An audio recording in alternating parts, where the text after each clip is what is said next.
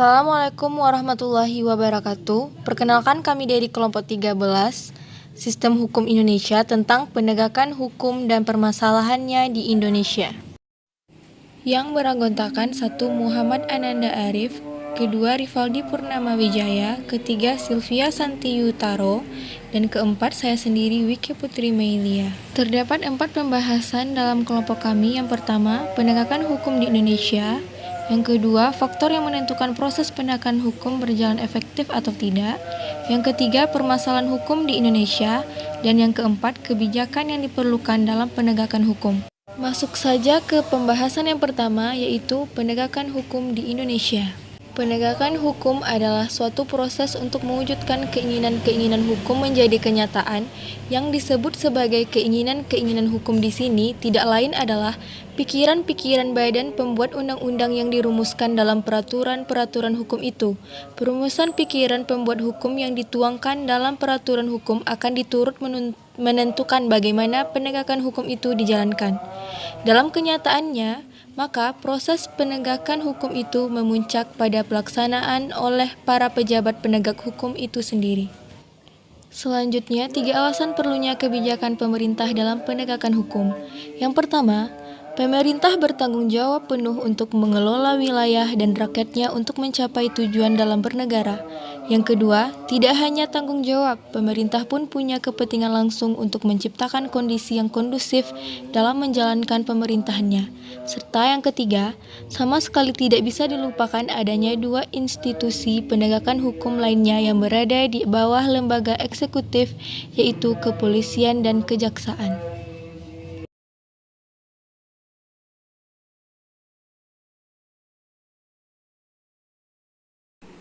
Baiklah, Assalamualaikum warahmatullahi wabarakatuh.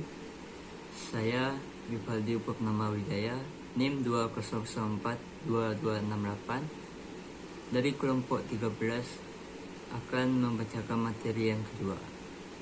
Baiklah, materi yang kedua ini tentang faktor yang menentukan proses penegakan hukum yang berjalan efektif atau tidak. Ada 3 faktor penentunya. Yang pertama ialah 1. Harapan-harapan masyarakat, yaitu apakah penegakan hukum tersebut sesuai atau tidak dengan nilai-nilai masyarakat.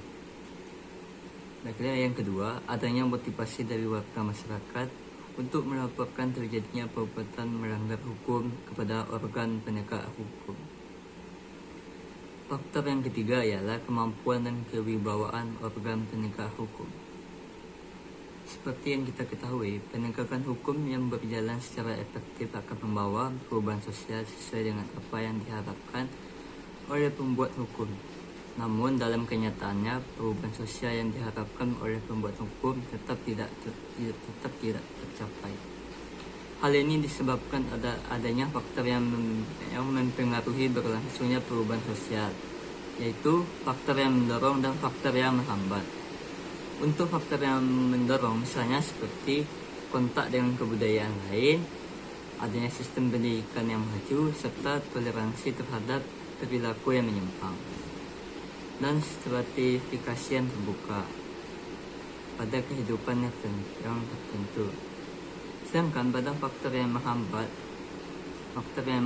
penegakan hukum seperti yang bisa kita lihat, kurangnya hubungan dengan masyarakat lain, terhambatnya perkembangan ilmu pengetahuan yang terlambat, serta sikap masyarakat yang masih tradisional.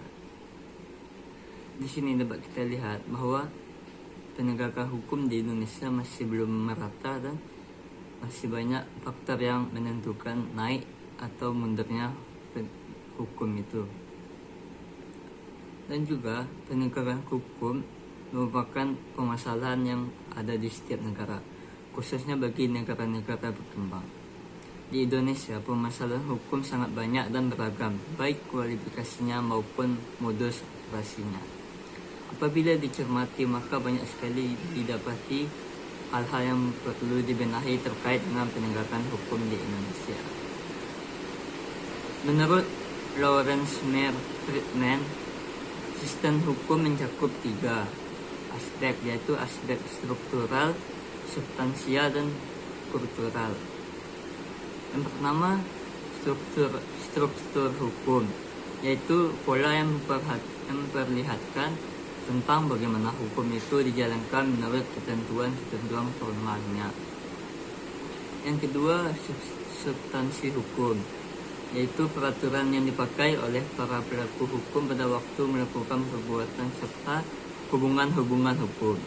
Yang ketiga, kultur hukum, ialah kesadaran hukum dan budaya hukum masyarakat. Dari ketiga komponen tersebut, yang utama bagi Friedman atau peneliti tadi ialah komponen kultur hukum, karena komponen inilah yang menjadi dasar sosiologis yang memberikan kualifikasi terhadap kedua komponen lainnya, yaitu struktur dan substansi hukum. Baiklah, sekian penjelasan saya terhadap materi tersebut.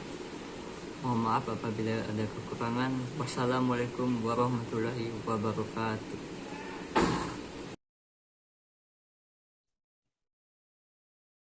Perkenalkan, nama saya Muhammad Ananda Arif, NIM 20042346. Kami menjelaskan tentang permasalahan hukum di Indonesia. Permasalahan hukum di Indonesia seakan tak ada habisnya. Bahkan di zaman yang semakin maju seperti saat ini, hukum Indonesia belum mampu menunjukkan kemampuan bentuk penyimpanan sosial yang signifikan. Hal ini dapat terlihat jelas dari beberapa kasus permasalahan hukum yang terkadang tak ada habisnya dan tak memiliki solusi yang tepat. Banyak oknum-oknum tertentu yang terkadang malah menjadikan hanya sebagai alat rekayasa untuk pembenaran atas kesalahan yang terjadi. Hal ini membuat masyarakat Indonesia sendiri tak terlalu mempercayai hukum yang berlaku di Indonesia saat ini. Berikut ini ada beberapa permasalahan yang masih sering terjadi di hukum Indonesia. Yang pertama, lemahnya integrasi penegakan hukum. Salah satu masalah yang sering terjadi di hukum Indonesia adalah karena lemahnya integritas penegakan hukum di Indonesia yang sangat mempengaruhi sistem hukum pidana yang seharusnya menjadi hukum formal serta hukum material. Yang kedua, tidak ada pengawasan yang efektif. Hal lainnya yang menyebabkan hukum di Indonesia sangat lemah adalah karena tidak ada pengawasan yang efektif terkait dengan hukum yang berjalan, baik oleh pengadilan, pengawasan internal, pemerintah, parlemen, dan komisi negara independen. Yang ketiga, peraturan hukum yang kurang jelas. Dengan adanya peraturan yang jelas, pasti serta partisipasi aktif di dalamnya tentu saja akan membuat peraturan hukum di Indonesia semakin baik. Namun sayangnya di Indonesia sendiri masih banyak masalah hukum yang berkaitan dengan penilaian multitafsir dari peraturan yang ada. Yang keempat, independensi hakim masih bermasalah. Proses hukum akan berjalan baik jika hakim memiliki kekuasaan yang mendekat tanpa harus dipengaruhi oleh tekanan berbagai pihak. Namun masih banyak ditemukan kasus di Indonesia jika independensi hakim masih sangat bermasalah. 5. Lemahnya political will dan political action. Lemahnya kedua faktor ini bagi para penguasa negara tentu saja akan membuat kekuatan hukum semakin melemah di dalam penyelenggaraannya. Yang keenam, penegakan hukum masih positifis legilistis. Hal lainnya adalah paradigma dari penegakan hukum di Indonesia yang masih dalam peran dunia internasional dalam konflik Indonesia-Belanda bersifat positifis legalistis, sehingga membuat tujuan utama pencapaian hukum hanya sebatas keadilan formal, bukannya keadilan substansial. Saya akan membacakan materi keempat, yaitu kebijakan pemerintah dalam penegakan hukum. Ada beberapa hal yang perlu dilakukan oleh pemerintah dalam penegakan hukum. Di tingkat substansi hukum, peraturan perundang-undangan, pemerintah perlu mendorong pembentukan perangkat peraturan yang terkait dengan penegakan hukum dengan visi di atas. Misalnya saja, pembentukan peraturan yang mewajibkan prosedur teknis dalam melaksanakan prinsip transparansi dan akuntabilitas. Juga, pemerintah sebagai salah satu aparat pembentuk undang-undang perlu berinisiatif membentuk undang-undang yang berkaitan dengan perbaikan institusi penegakan hukum. Dalam konteks kultur hukum, pemerintah perlu menjalankan kebijakan kedua arah, yaitu kepada dirinya sendiri, dalam hal ini aparat birokrasi, dan kepada rakyat pengguna jasa penegakan hukum.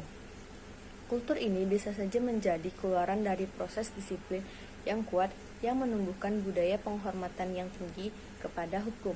Namun, di samping itu, perlu juga dilakukan rangkaian kegiatan yang sistematis untuk mensosialisasikan hak dan kewajiban warga negara agar muncul kesadaran politik dan hukum.